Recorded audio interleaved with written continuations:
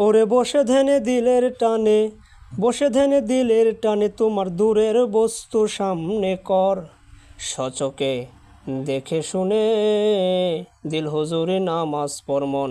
সচকে দেখে শুনে দিল হুজুরে নামাজ পড়। কাবায় অর্থ সুন্দর বস্তু, কেবলায় অর্থ সামনে তোর। মন্তর হুজুরে হাজির থাকলে দেখবি নামাজ কি সুন্দর রে, দেখবি নামাজ কি সুন্দর। সচকে দেখে শুনে দিল হুজুরি নামাজ পড়।